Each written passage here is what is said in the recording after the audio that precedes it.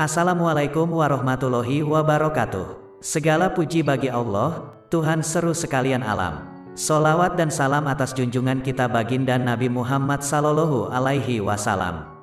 Kali ini akan dibacakan beberapa kisah dan karomah Abah Guru Sekumpul. Guru Sekumpul merupakan ulama besar dengan nama lengkap Kiai Haji Muhammad Zaini bin Abdul Ghani Al-Alimul Al-Alamah Al-Arif Billah Al-Bahrul Ulum Al-Wali Qut Asy-Syaikh Al-Mukarram Maulana Kiai Haji Muhammad Zaini bin Abdul Ghani Al-Banjari. Beliau sangat menghormati tamu, siapapun tamunya. Rasulullah bersabda, barang siapa yang beriman kepada Allah dan kepada hari akhir, hendaklah ia memuliakan tamunya. Hadis riwayat Bukhari dan Muslim. Sikap memuliakan tamu juga ada pada Abah Guru Sekumpul. Sebagaimana pernah diceritakan oleh salah seorang pemuda yang juga merupakan cucu ulama yang berpengaruh di daerah Brabai Kalsel, yaitu Kiai Haji Ahsan Ahmad. Suatu ketika, dahulu kala, sedang berkumpul para tamu, ulama, kiai dan habaib di kediaman Abah Guru Sekumpul, Kalimantan Selatan. Pada saat itu, juga hadir sejumlah murid atau santri dari Abah Guru Sekumpul, yang asyik berbincang-bincang di ruang tamu. Pada saat asyik berbincang-bincang, tiba-tiba terdengar suara memanggil salam dari pintu yang terbuka. Abah Guru Sekumpul dan para tamu yang berkumpul di situ pun menjawab salam tersebut. Dan tampaklah orang tua yang sekilas mirip seorang pengemis, datang hanya untuk meminta minum. Lalu, Abah Guru Sekumpul menyuruh seorang pemuda untuk menyerahkan segelas air kepada orang tua tersebut.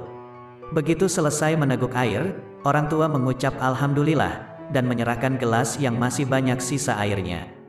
Orang tua tadi mengucap terima kasih dan lalu mohon pamit undur diri. Orang tua tadi sambil kembali ke tempat semula sambil meletakkan gelas tadi di depan pemuda itu. Lalu, Abah Guru Sekumpul menyuruh pemuda itu untuk meminum air tadi. Pemuda itu pun meminumnya tetapi hanya setegukan saja sehingga masih banyak meninggalkan sisa.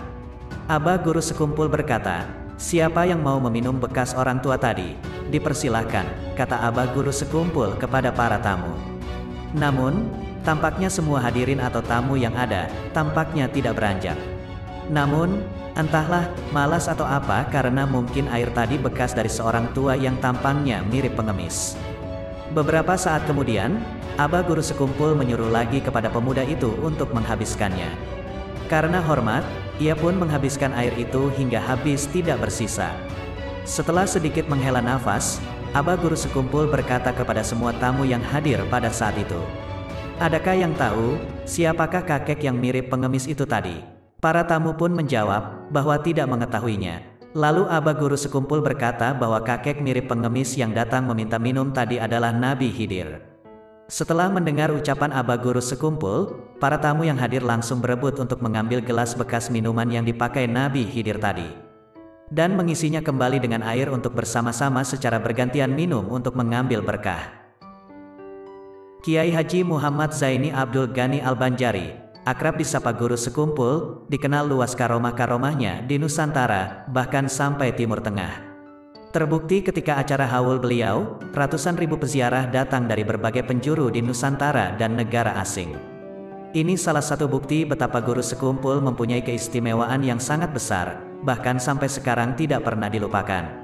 Abah Guru Sekumpul juga dikenal dengan kasih sayangnya kepada siapa saja. Semua tamu yang datang akan dilayani dengan sebaik mungkin, terlebih kalau tamunya itu adalah para habaib, cucu Rasulullah Sallallahu Alaihi Wasallam.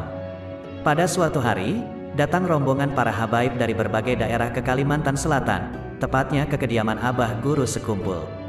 Sudah tradisi beliau untuk memuliakan para tamu. Abah Guru apabila menerima tamu dari luar daerah, apalagi para habaib, maka Abah Guru Sekumpul akan meminta tamu tersebut untuk menginap beberapa hari di kediaman beliau. Beliau sendiri yang turun tangan untuk melayani para tamu tersebut. Istilah tamu adalah raja, sangat terlihat dari sikap dan perilaku Abah Guru Sekumpul terhadap para tamu-tamu beliau. Sampai pada akhirnya rombongan para habaib itu akan pulang, maka bergantianlah Abah Guru Sekumpul menyalami satu persatu para habaib tersebut yang jumlahnya puluhan orang. Tapi ada yang aneh, sambil Abah Guru Sekumpul bersalaman dengan satu persatu dari para habaib tersebut, sambil Abah Guru Sekumpul mengambil uang dari kantong baju beliau dan memasukkan uang tersebut ke kantong baju satu persatu para habaib tersebut. Al-Habib Muhsin bin Al-Habib Agil bin Syahab yang berdiri di dekat Abah Guru sekumpul saat itu sangat mengetahui bahwa di kantong baju Abah Guru tidak ada apa-apa. Kantong baju beliau kosong dan tidak terlihat mengembung oleh jumlah uang yang banyak. Sampai selesai semua para habaib itu disalami oleh Abah Guru sekumpul yang jumlahnya puluhan tersebut. Terus-terusan Abah Guru sekumpul juga mengambil uang dari kantong baju beliau, yang seperti tidak ada habisnya untuk beliau berikan kepada satu persatu dari mereka, para habaib tersebut. Tidak terasa, selesai Abah Guru sekumpul menyalami dan memberikan uang tersebut kepada seluruh habaib yang jumlahnya puluhan orang tersebut, lalu mendekat Habib Muhsin muda kepada Abah Guru sekumpul. Saat itu, Abah Guru sekumpul kemudian berkata kepada Al-Habib Muhsin, "Behihainip aja nyawa Muhsin ae." Maksud Abah Guru, nggak usah terkejut. Diam saja kalau tahu. Itulah sosok Abah Guru sekumpul, akhlaknya sungguh luar biasa. Karomahnya lahir berkat kedekatan beliau dengan Allah dan Rasulullah. Saat itu, ada seorang pemabuk berat yang sudah sulit hidupnya. Sehari-hari mabuk dan melakukan maksiat selalu dijalani. Tak menentu arah hidupnya, tak jelas tujuan masa depannya. Suatu hari, pemabuk itu mendengar kehebatan seorang guru sekumpul. Akhirnya datanglah ia ke pengajian guru sekumpul, 1 minggu sekali. Entah mengapa si pemabuk itu akhirnya menyadari kesalahan dan dosa-dosanya. Hidayah Allah datang bersama dengan cintanya ikut ngaji di sekumpul. Tahun 1999 pemabuk itu pergi haji. Saat di Mekah pemabuk itu bertemu dengan guru sekumpul. Padahal tahun itu guru sekumpul tidak melaksanakan ibadah haji dan sibuk ngaji di sekumpul dan sekitarnya. Tentu saja si pemabuk itu kaget dan mengusap-usap matanya, seolah tak percaya. Apakah benar itu guru sekumpul? Setelah pulang haji mantan pemabuk ini sowan kepada guru sekumpul. Sowannya kali ini ingin minta doa dan amalan untuk kebaikan hidupnya. Belum sampai mengatakan sesuatu, guru sekumpul sudah berkata, "Kamu, saya angkat menjadi anak dunia akhirat." Itu pertama kali ia bertatap muka dengan guru sekumpul. Karena sepanjang ikut ngaji ia tidak pernah salaman dan bertatap muka dengan guru sekumpul. Selain diangkat anak dunia akhirat, guru sekumpul juga berpesan agar ia selalu mencintai ulama dan para wali Allah. Setelah itu, mantan pemabuk itu baru mengisahkan apa yang ia alami di Mekah dan melihat guru sekumpul di sana. Mendengar kisah mantan pemabuk itu, guru sekumpul berkata, "Kalau Allah menghendaki pasti jadi." Setelah itu guru sekumpul hanya tersenyum dan mantan pemabuk itu bergetar hatinya. Mantan pemabuk itu bernama Haji Sulaiman asli Amuntai yang sekarang tinggal di Padang Pariaman, Sumatera Barat. Sejak usia belia, guru sekumpul sudah diberikan ilmu ruhaniyah yang tinggi, sehingga sudah terlihat tanda-tanda keistimewaan yang luar biasa.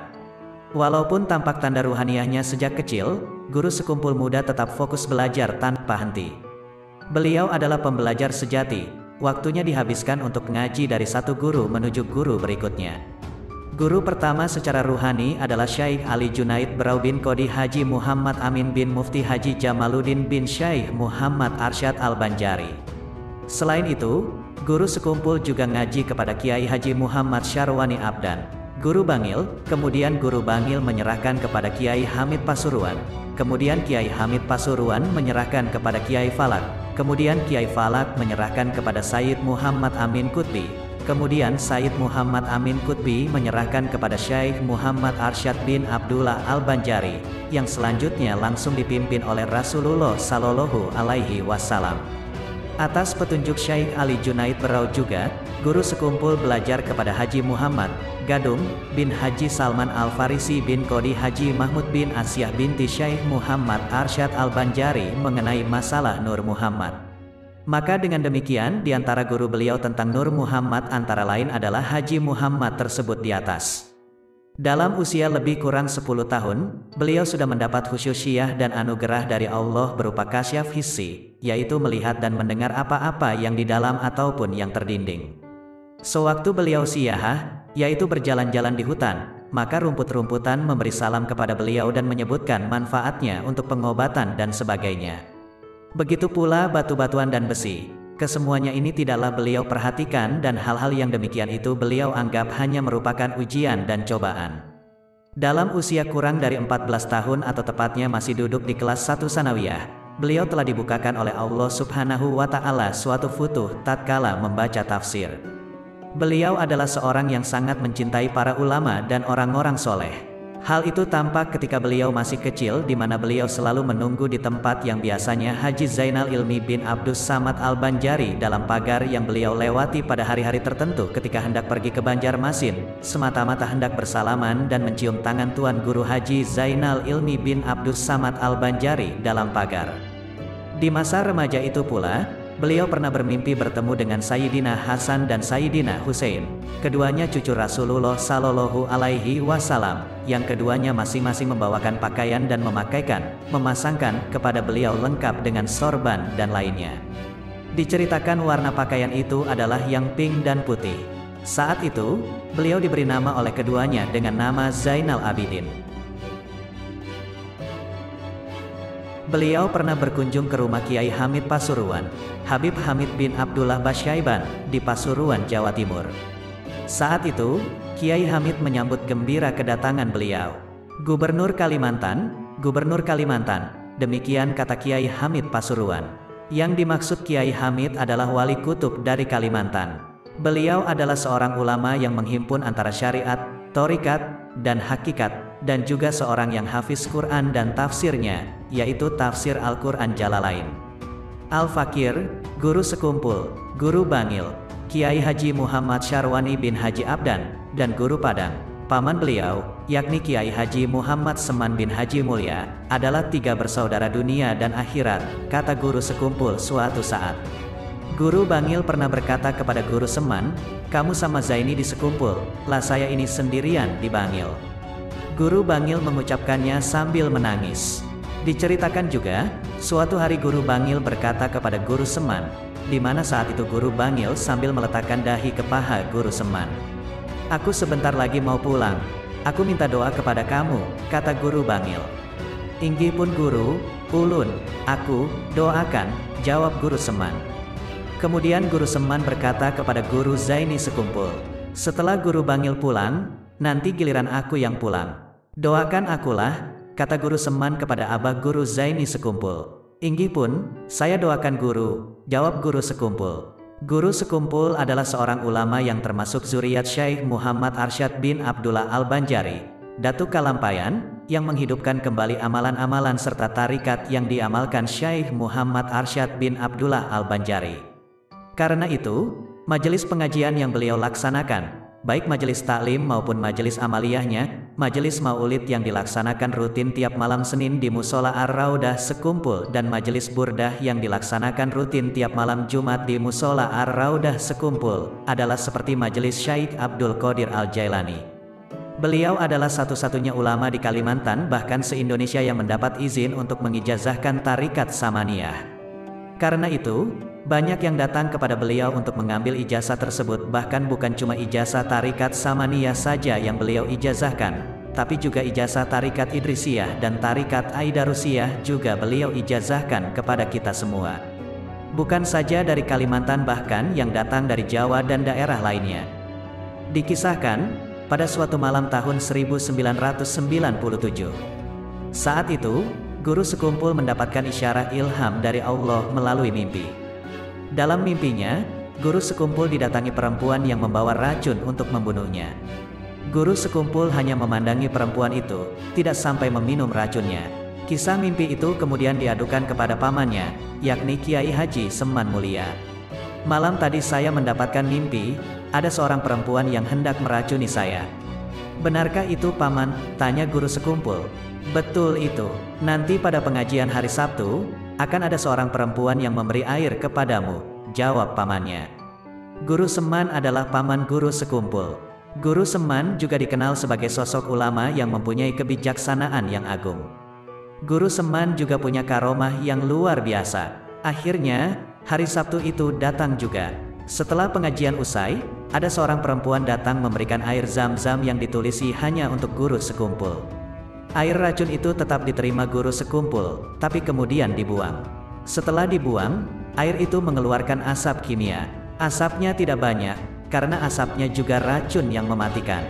2 tahun berikutnya, tahun 1999, guru sekumpul baru mengisahkan kejadian itu kepada para jamaahnya. Itulah sosok mulia guru sekumpul. Dengan karomah dari Allah, beliau dijauhkan dari fitnah. Guru sekumpul tetap biasa, tanpa takut sedikitpun, tanpa ada dendam kepada siapapun. Kisah ini masyhur diceritakan oleh adik guru sekumpul, Hajah Siti Rahmah binti Haji Abdul Ghani. Adik perempuan inilah yang mengetahui dengan persis kisah ini, bahkan yang ditugaskan guru sekumpul untuk membuang air racun tersebut. Dikisahkan, salah satu santri hadam abah guru sekumpul pernah melihat abah guru sekumpul sedang memilah uang. Uang-uang itu dipisahkan menjadi dua bagian. Satu bagian disimpan dan satu bagian lagi malah dibakar. Melihat pemandangan itu, maka terkejutlah santri hadam itu. Ia bertanya-tanya dalam hati, mengapa uang itu dibakar? Sungguh sayang sekali. Akhirnya santri hadam itu pun mendekat dan memberanikan diri bertanya kepada abah guru. Abah, mengapa uangnya dibakar? Kan sayang, tanya si santri. Kamu ingin tahu kenapa? Abah guru menjawab dengan tersenyum. Iya abah, jawab si santri. Kemudian abah guru sekumpul mengambil sisa-sisa uang yang masih belum dibakar dan di saat itulah uang tadi diperah dengan tangan beliau sendiri. Subhanallah, keluarlah darah dari uang tersebut yang membuat santri hadam tadi terkejut. Abah guru sekumpul pun tersenyum dan berkata, "Nah, sekarang kamu sudah tahu mengapa aku membakar uang ini. Karena uang ini adalah uang haram dan bercampur dengan syubhat." Masya Allah, itulah sebagian karomah abah guru sekumpul. Harta yang ada di depannya tidaklah secara langsung diterima apa adanya. Abah guru sekumpul diberikan anugerah Allah Subhanahu wa Ta'ala untuk mengetahui mana itu harta yang halal dan mana itu harta yang haram. Abah guru sekumpul Martapura adalah sosok ulama besar Kalimantan yang dikenang jasa-jasanya oleh dunia. Nama lengkapnya adalah Kiai Haji Muhammad Zaini Abdul Ghani. Beliau dikenal sangat masyhur dengan karomahnya. Bahkan ada seorang pengusaha batubara yang takjub dengan karomah itu. Nama pengusaha itu adalah Haji Rahmat dari Gunung Sambung. Pengusaha itu dikenal mempunyai kedekatan dengan abah guru sekumpul, sehingga kalau ada suatu masalah yang menimpanya sering sekali konsultasi dengan abah guru sekumpul. Saat itu, Haji Rahmat yang tengah mengelola tambang batubara sedang memerlukan dana untuk modal pengembangan usahanya. Jalan satu-satunya bagi Haji Rahmat untuk mendapatkan dana yang cukup banyak itu adalah meminjam dana dari bank. Tidak lama setelah itu, ia ditelepon oleh abah guru sekumpul. "Rahmat, kamu hendak meminjam uang di bank?" tanya guru sekumpul. "Kalau masih kurang, ambil dana dari abah guru saja. Berapa kamu perlunya?" lanjut guru sekumpul. Haji Rahmat terkejut bukan kepalang, karena keinginannya itu sudah lebih dulu diketahui oleh abah guru sekumpul. "Inggi abah guru," jawab Haji Rahmat. Beberapa hari kemudian, Haji Rahmat datang menemui abah guru sekumpul. Ketika sudah di rumah, abah guru sekumpul mengatakan, "Rahmat, kamu perlu berapa?" Abah guru lalu membukakan satu persatu lemari yang ada di rumah beliau, yang membuat Haji Rahmat terperanjat dan terkejut bukan main, karena setiap lemari yang dibuka, semuanya penuh berisi uang, baik di dalam kamar hingga di luar kamar. Sampai ke lemari dapur semuanya berisi penuh dengan uang. Kejadian ini membuat Haji Rahmat tidak berani mengambil uang tersebut, selain yang memang dikasihkan abah guru sekumpul.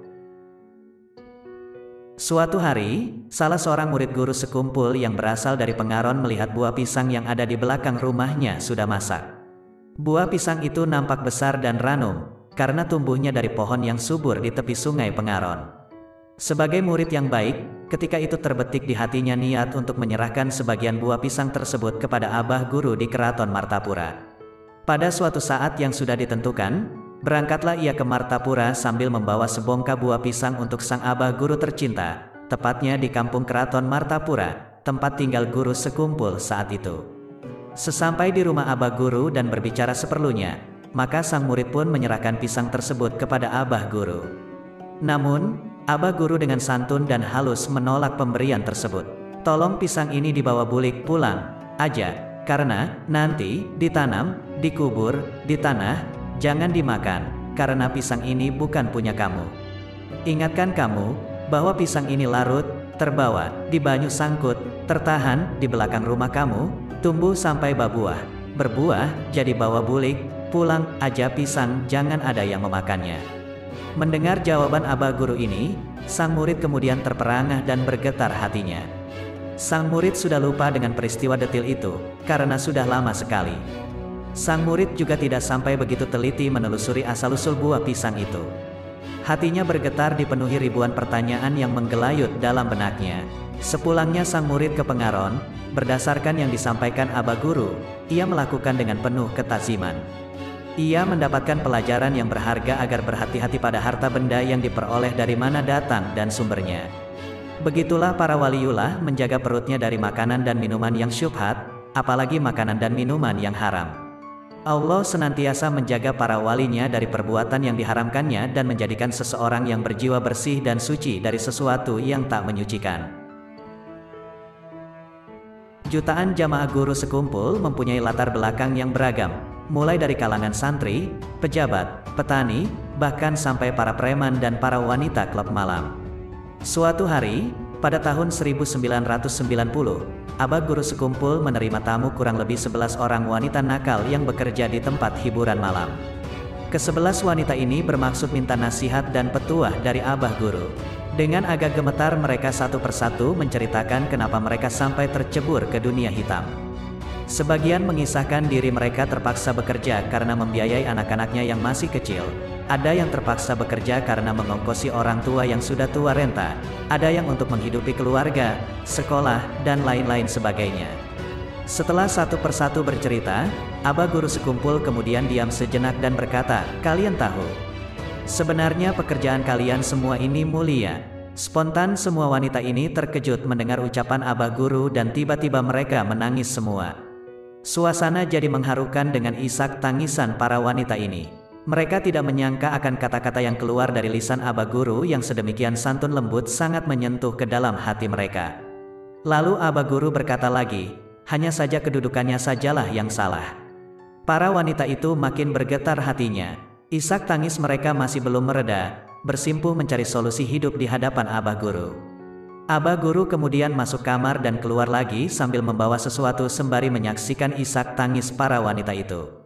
Setelah tangisan mereka mereda, Aba Guru kemudian membagi-bagikan amplop satu persatu kepada ke-11 wanita ini. Mereka yang menangis, mengambilnya sambil gemetar. "Ini ampun pian, amplop dari saya, lumayan dijadikan modal untuk bangun usaha. Sekarang, pulanglah ke tempat asal kalian masing-masing dan taubat yang sebenar-benarnya pada Allah, jangan kalian ulangi lagi." Itulah Abah Guru sekumpul. Para wanita klub malam merasa mendapatkan cahaya hidup yang terang benderang.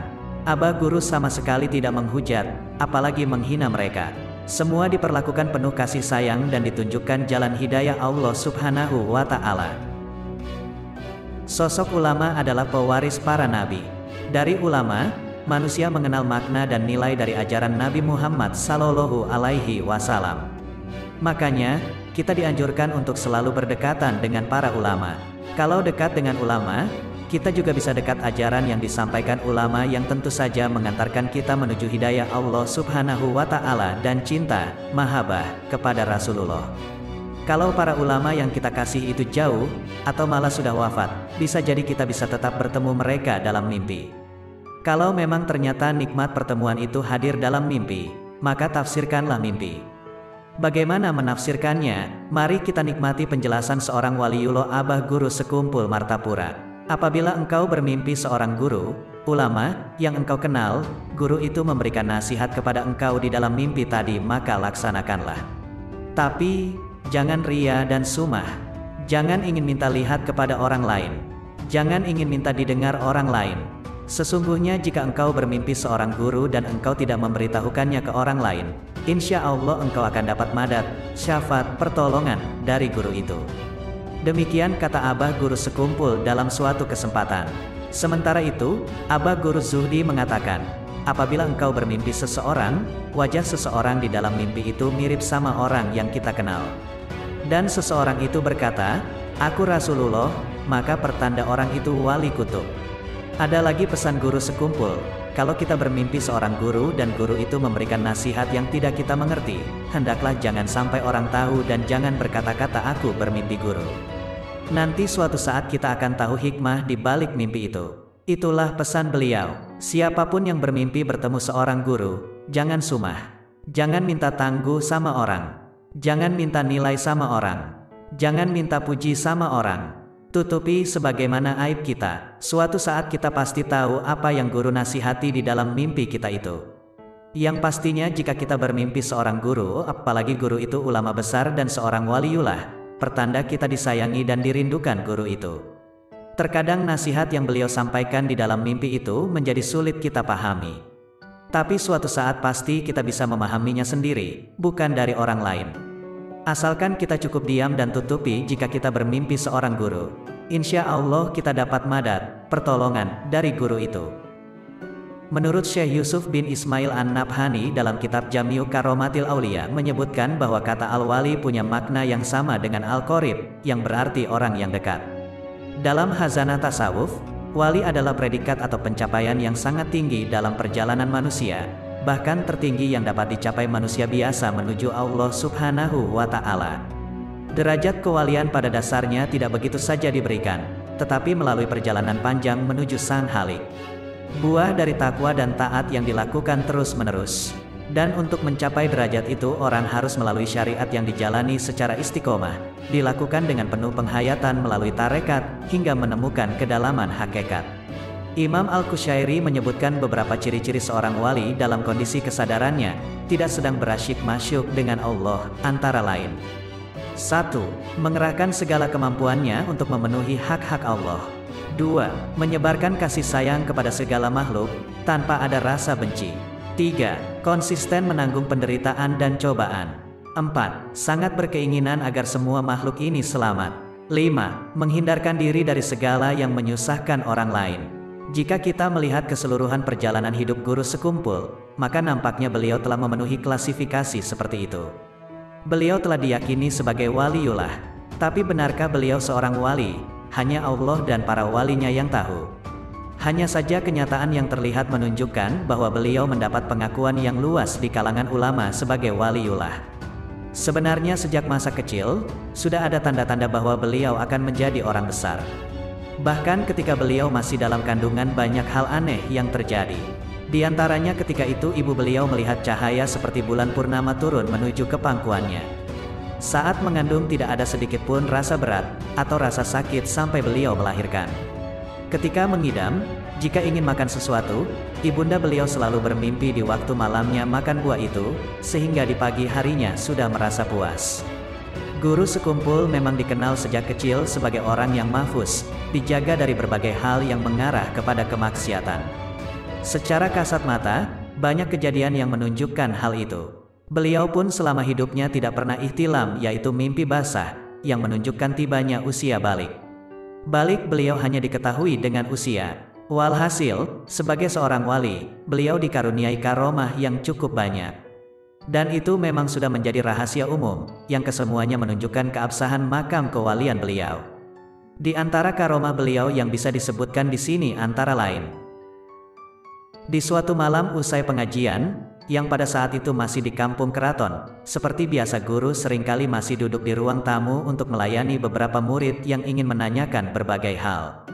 Ketika itu guru bercerita tentang buah rambutan, yang saat itu belum musimnya. Tiba-tiba guru meletakkan tangannya ke belakang, dan sesaat kemudian di tangan beliau telah ada buah rambutan yang masak, lalu beliau makan. Puluhan orang menyaksikan kejadian ini. Di tahun 1982 terjadi kemarau panjang di wilayah Martapura dan sekitarnya, yang menyebabkan sumur-sumur dan sumber air bersih kering. Hal itu membuat sebagian masyarakat cemas. Melihat kondisi ini banyak orang yang datang dan minta doa kepada Guru Zaini agar hujan segera turun. Ketika itu tiba-tiba beliau turun dari rumah, dan menuju ke sebatang pohon pisang yang masih kecil, dan menggoyang-goyang pohon pisang itu. Orang yang hadir saat itu bingung dengan apa yang dilakukan Guru Zaini, namun saat itu juga terjadi hujan yang sangat lebat.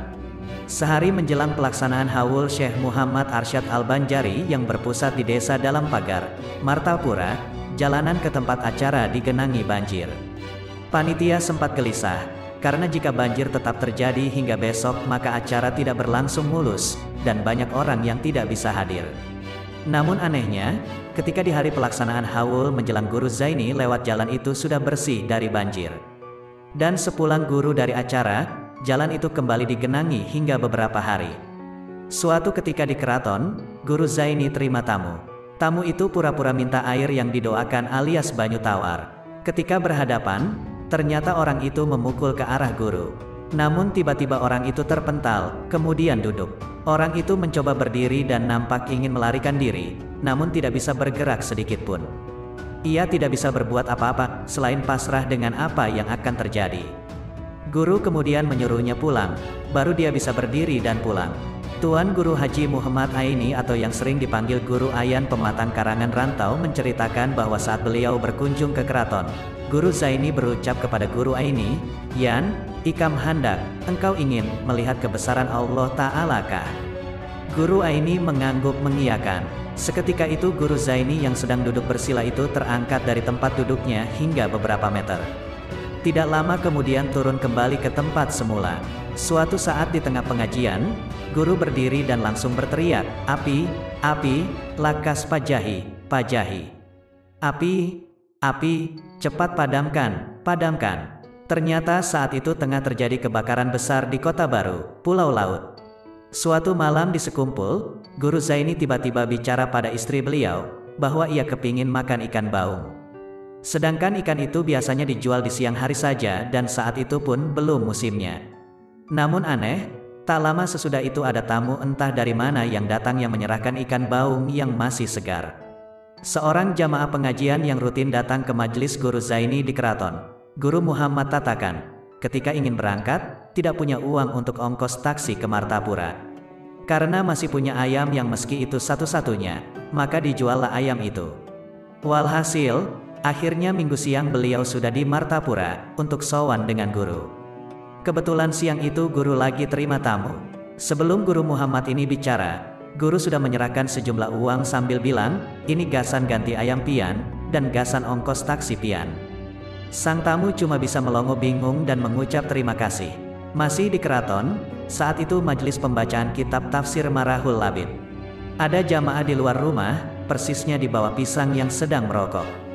Guru yang tengah membaca kitab langsung memberi teguran agar berhenti merokok, padahal jaraknya cukup jauh dari guru dan terlindung dinding rumah.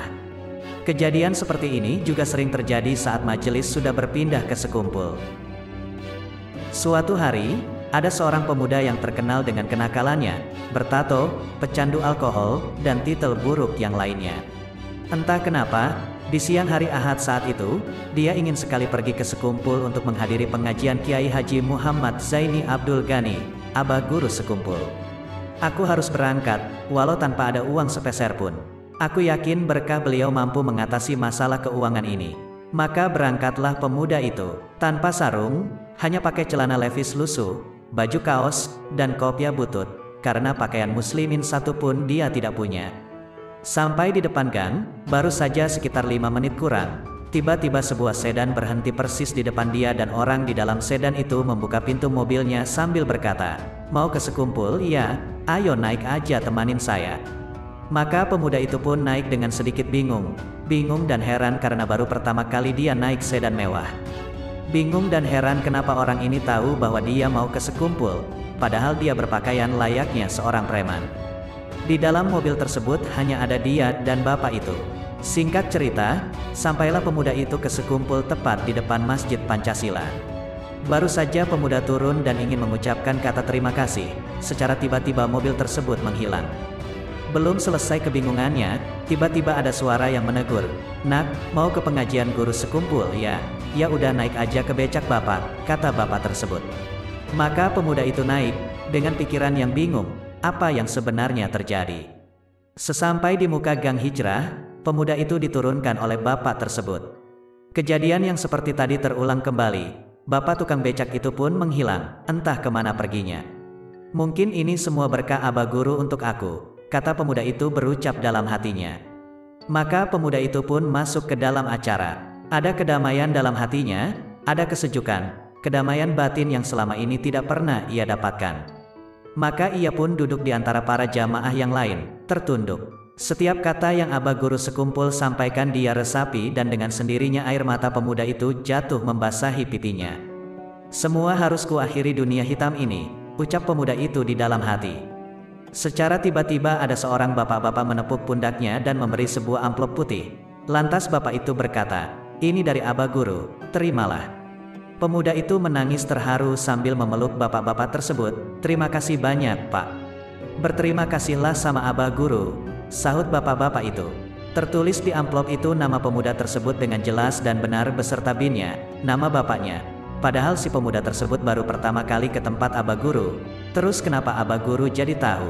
Itulah wali Allah. Pemuda itu pun membuka isi amplop tersebut dan ternyata isinya uang sebesar 2 juta. Di dalam amplop itu ada secarik kertas yang berbunyi, "Jadikan uang ini untuk modal berdagang. Jangan salah gunakan, karena Allah Maha Tahu." Akhir cerita, pemuda itu pun sekarang menjadi seorang pedagang yang sukses dan banyak membuka cabang toko di mana-mana. Salah satu toko beliau berada di Pasar Sudi Mampir. Kiai Haji Muhammad Zaini Abdul Ghani, atau biasa dipanggil Abah Guru Sekumpul, bukanlah sebatas ulama Kalimantan, melainkan ulama dengan level dunia. Kemasyhuran Guru Sekumpul sampai pada pelosok Nusantara dan penjuru dunia. Kisah-kisah hidupnya menjadi nasihat hidup bagi masyarakat muslim di berbagai negara dunia. Apa rahasia itu semua? Ternyata memang sejak kecil, sang ibunda tercinta yakni Ibu Nyai Hajah Masliyah mempunyai amaliyah khusus. Ini dijelaskan oleh Abah Guru Banjar Indah, sapaan bagi Kiai Haji Syaifuddin Zuhri.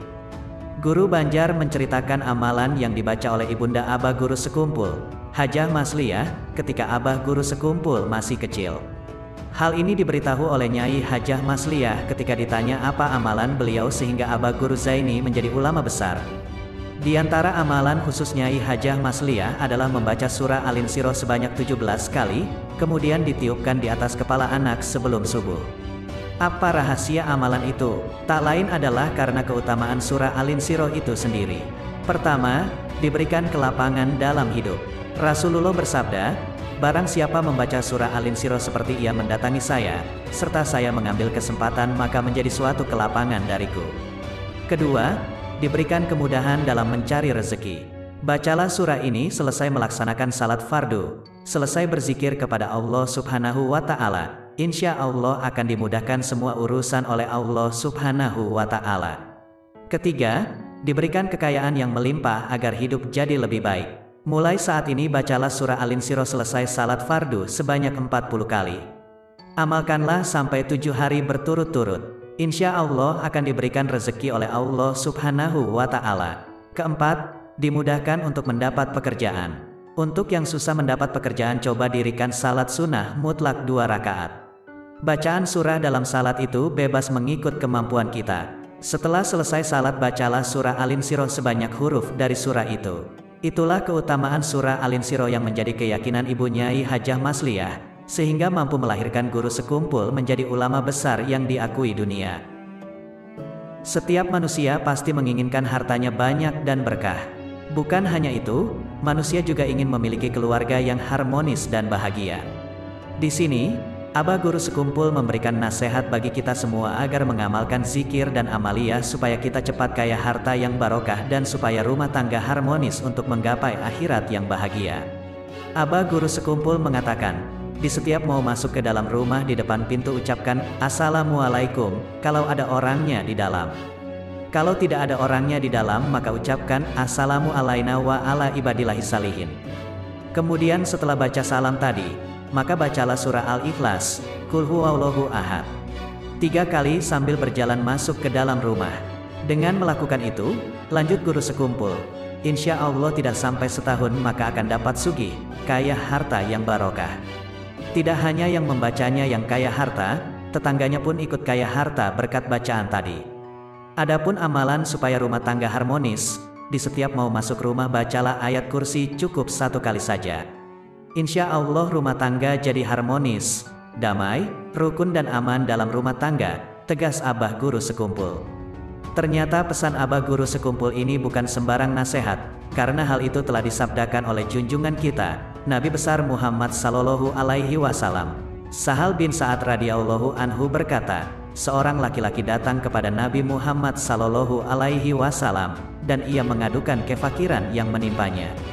Lalu beliau bersabda, apabila kamu masuk ke rumahmu, ucapkanlah salam jika ada seseorang di dalamnya. Dan jika tidak ada orang di dalamnya, ucapkan salam untuk dirimu, dan bacalah Qul huwallahu ahad. lalu laki-laki tersebut melakukannya, maka Allah melimpah ruahkan rezeki orang tersebut, sehingga mengalir kepada tetangga-tetangganya. Kisah ini barangkali sudah banyak diketahui oleh masyarakat umum, khususnya Kalimantan Selatan. Kisah ini dituturkan oleh Kiai Haji Ahmad Bakri, Guru Bakri, pengasuh Pondok Pesantren Al-Musyidul Amin, Gambut, Kabupaten Banjar, Kalsel. Kata beliau mengawali kisahnya, kisah ini merupakan kisah nyata pengalaman pribadi saya, dan jika saya berdusta, maka bisa disebut saya sebagai seorang munafik. Suatu saat menjelang keberangkatan saya ke Tanah Suci Mekah, saya datang menemui Abah Guru sekumpul. Kesempatan itu saya pergunakan untuk bertanya kepada beliau, "Abah Guru, siapa wali kutub saat ini yang berada di Mekah?" Abah Guru sekumpul menjawab sambil tersenyum, "Bakri, ngaran Sidin, nama beliau, Habib Abu Bakar bin Abdullah Al-Habsyi." Saya bertanya lagi, "Di mana kira-kira ulun bisa ketemu lawan Sidin? Di mana gerangan saya bisa ketemu dengan beliau?" Abah Guru sekumpul menjawab, "Kaina ikam batamuan haja lawan Sidin, nanti kamu bakal ketemu dengan beliau." Dan tibalah pada saatnya saya pun berangkat haji. Namun hingga seminggu sebelum pulang ke tanah air, saya masih belum berjumpa dengan wali yang dimaksud. Akhirnya saya mencoba mencari informasi kepada mereka yang sudah lama bermukim di Mekah. Walhasil, bahwa saya mendapatkan keterangan bahwa beliau tinggal di Jabal Nur. Saya pun mendatangi tempat yang sudah diberitahukan tersebut. Sesampai di sana, persis tiba waktu salat Asyar dan saya ikut salat. Namun selesai salat, saya heran, karena wirid yang dibaca di sana sama persis dengan yang dibaca di sekumpul. Usai sholat kemudian digelar majelis taklim dengan membaca kitab Syarah Ainiyah. Saya tambah terkejut, karena seingat saya saat itu di sekumpul juga membaca kitab Syarah Ainiyah. Setelah majelis selesai, saya meminta izin untuk ketemu sama Habib Abu Bakar Al-Habsyi. Tidak lama kemudian beliau keluar. Beliau kelihatan sudah terlihat sepuh, tapi masih nampak gagah. Belum sempat saya ucapkan salam, beliau sudah berkata, "Marhaban ya Alimul Kabir Syekh Muhammad Zaini Gani Martapura." Sosoknya yang santun dan penuh kasih sayang membuat nama guru sekumpul makin melesat ke penjuru pelosok kampung. Kabar kewalian itu juga sampai pada sosok Habib Maksum dari Pasuruan. Suatu hari, Habib Maksum bertamu ke rumah Abah Guru sekumpul. Di dalam perjalanan ia berkata, "Jika Guru Zaini itu betul-betul wali Allah, maka hutangku 21 juta rupiah bakal lunas." Sampai di kediaman Abah Guru sekumpul, Habib Maksum pun disambut dengan ramah lalu dipersilakan duduk. Ketika sedang bercakap-cakap beberapa saat, tiba-tiba datang seseorang menyerahkan cek kepada Abah Guru. Abah Guru memberikan cek tersebut begitu saja kepada Habib Maksum. Padahal Abah Guru belum sempat melihat jumlah yang tertera di kertas itu. "Untuk melunasi hutang," kata Abah Guru. Lalu Habib melihat jumlah yang tertera di cek itu. Subhanallah, Habib Maksum pun terkejut. Jumlahnya 21 juta, persis jumlah hutang yang dia miliki. Padahal Habib belum mengatakan apa-apa kepada Abah Guru tentang hutangnya itu. Diceritakan oleh Abah Haji, Kiai Haji Ahmad Zuhdienor, di majelis malam Sabtu, bahwasannya ada pencuri yang mau mencuri di suatu rumah yang ada foto Abah Guru sekumpul memakai tongkat. Pencuri masuk ke rumah tersebut dan kemudian lari kabur dari rumah tersebut. Ternyata ketika pencuri masuk ke rumah, dia berjalan dan mendekati foto Abah Guru sekumpul memakai tongkat. Seketika tongkat beliau keluar dan memukul kepala pencuri tersebut. Setelah kejadian tersebut, satu kampung semua membeli foto Abah Guru sekumpul memakai tongkat. Subhanallah. Diceritakan juga oleh Guru Saifuddin Zuhri di Majelis Bani Ismail pada malam Jumat, tanggal 8 September tahun 2016, adapun tongkat yang digunakan beliau adalah tongkat kewalian. Tongkat itu milik Syekh Saman Al-Madani, kemudian diwariskan kepada Syekh Muhammad Arsyad Al-Banjari, hingga sampai kepada Syekh Muhammad Zaini bin Abdul Ghani, Abah Guru sekumpul. Ada seorang sayyid, setiap hari duduk-duduk di tempat perjudian. Sampai suatu saat, ajal datang menjemputnya.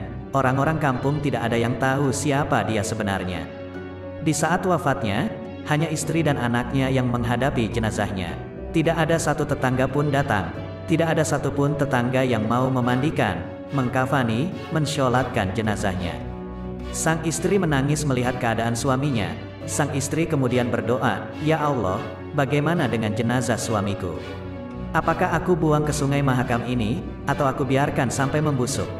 Engkau yang maha luas rahmatmu, berilah petunjuk. Tiba-tiba, masuk seorang tampan tinggi rupawan. Assalamualaikum ya Syarifah, katanya. Tampak puluhan orang berjubah dan bersorban mengiringi di belakangnya. Waalaikumsalam warahmatullah, jawabnya. Saat melihat sang guru, si Syarifah tersentak kaget bukan main. Yang datang adalah Al-Imam Al-Kutubul Akwan Asyekh Muhammad Zaini bin Abdul Ghani Sekumpul. Kapan pian kesini guru? Kaltim dan Kalsel sangatlah jauh. Apalagi kami di daerah Hulu Mahakam Kembang Janggut ini, tanya Syarifah. Allah yang memudahkan, jawab sang guru. Tiba-tiba, dari luar banyak orang kampung datang dan terperanjat, karena seketika tahu yang datang guru Sekumpul. Maka mereka keheranan dan salah satu dari penduduk berkata, "Wahai guru, ini adalah orang yang senang berjudi, tiap hari duduk-duduk di tempat perjudian." Guru Sekumpul tersenyum dan berkata, "Apakah kamu melihat beliau sendiri main judi, atau beliau cuma duduk-duduk saja di situ tanpa main judi?"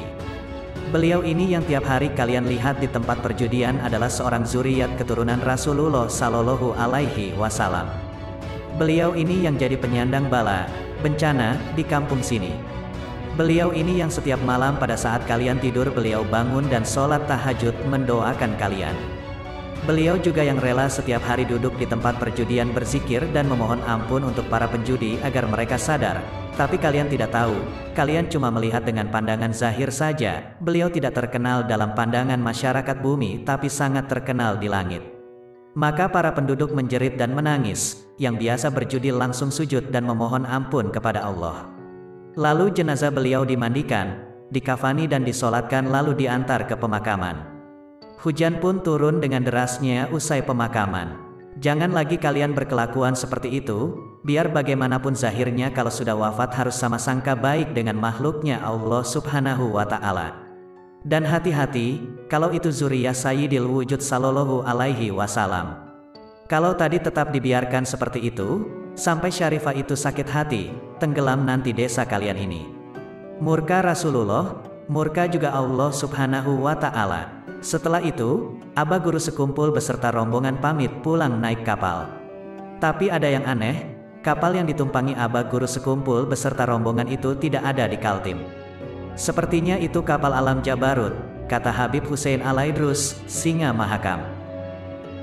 Habib Umar bin Hafiz, Yaman adalah salah satu ulama masyhur saat ini. Santri-santrinya tersebar luas di berbagai negara, khususnya di Indonesia. Salah satu santrinya yang masyhur adalah Habib Munzir bin Fuad al-Musawa. Keulamaan dan kewalian Habib Umar diakui banyak kalangan, terlebih dalam menjaga bumi Hadramaut sekarang ini. Nama lengkap beliau adalah Habib Umar bin Muhammad bin Salim bin Hafiz, pendiri dan pengasuh pesantren Darul Mustafa di Tarim Hadramaut Yaman, khusus putra. Istri beliau bernama Syarifah Nur Al-Haidar, pengasuh pesantren Darus Zahro, khusus bagi putri. Suatu saat, Habib Umar mengisahkan kewalian Syekh Zaini Martapura yang biasa dikenal dengan Guru Sekumpul. Ketika Syekh Zaini sudah wafat, aku sering melihat Syekh Zaini di Zanbal, makam para aulia di Hadramaut, mendatangi para aulia, bertemu dengan para aulia, bertatap muka dengan para aulia.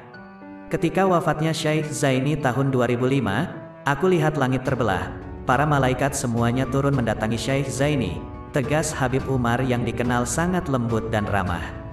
Sewaktu Syekh Zaini masih hidup, setiap malam Senin di Arasy bergemuruh karena suara Syekh Zaini melantunkan Maulid Al-Habsi di majelis Maulid di Sekumpul Martapura, lanjut Habib Umar. Habib Umar menegaskan bahwa pemegang wali kutub saat itu ada dua orang, yaitu Habib Abdul Qadir bin Ahmad Assegaf di Jeddah dan Syekh Zaini di Martapura. Aku dibukakan futuh melihat wali kutub Syekh Zaini berada dalam istana yang sangat megah. Istananya itu bertingkat dan banyak kebun-kebun. Istana itu milik Syekh Zaini di bawah naungan Syekh Muhammad Arsyad Al-Banjari, Datuk Kalampayan, atas bimbingan Syekh Saman dan Syekh Abdul Qadir Ajailani yang langsung dari Rasulullah, yang mana istana itu dipenuhi murid-murid Syekh Zaini, kata Habib Umar. Habib Umar juga menegaskan bahwa sungguh luar biasa Syekh Zaini bersama muridnya.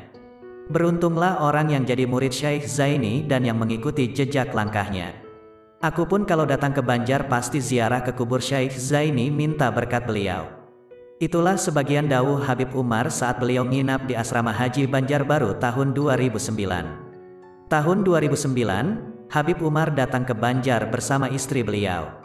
Saat itu juga istri beliau, Hababa Nur Al-Hadar, memberikan tausiah di rumah Ustadz Solahuddin di Sekumpul sekaligus mengijazahkan cadar bagi perempuan muslimah.